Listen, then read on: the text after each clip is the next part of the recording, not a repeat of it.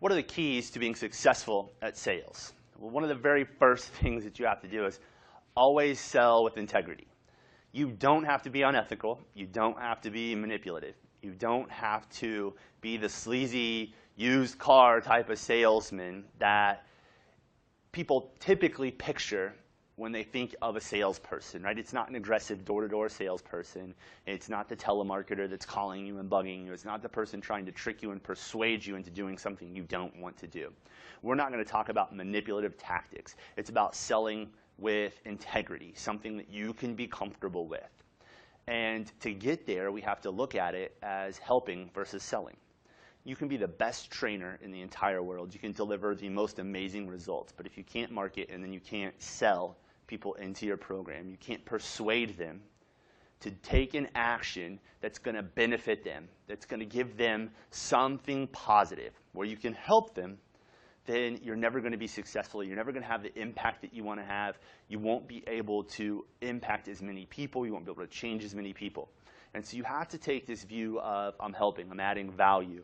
I'm not just selling. I'm not just manipulating or influencing people to do something that's not good for them. You're getting them engaged to take an action that's going to positively impact them. And that's really, really critical. Now, the flip side of that, we have to also not be easily offended if you want to be great at sales. Not everyone's going to buy from you. You're not going to close 100% of the prospects that sit down in front of you. And you can't let that impact you. Naturally, great salespeople are very positive. They're forward thinking. They're always looking at the next opportunity. And that's not to say that I just want to sell somebody fast and forget them. But what that does mean is you need to have a short-term memory, and you need to not worry about the no's that you get. Learn from them. Have a growth mindset and move forward, but don't be easily offended just because someone doesn't want to accept your offer or join your program right now. I know that's really challenging to do as a business owner because you put your life, your soul, your heart, your soul, your blood, your tears, your sweat into this business. It's everything. It means so much to you, and you know how much you can help people if they just let you do it. If they just give you the opportunity, you know that you can help them. And so when they say no, it stings. You've got to brush that off. You've got to separate the emotion from that.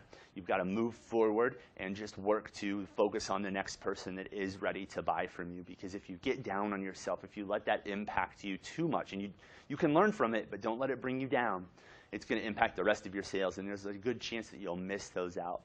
And to help you improve your confidence, to give you something to follow, you need to follow a process. And that's what we're going to show you as we go through this course, through this curriculum.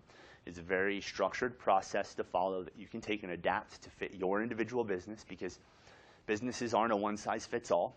We're going to have to figure out how to take the things that we're going to teach you and apply them to your individual business, make them your own, and then even improve and optimize them so that they work really well for you.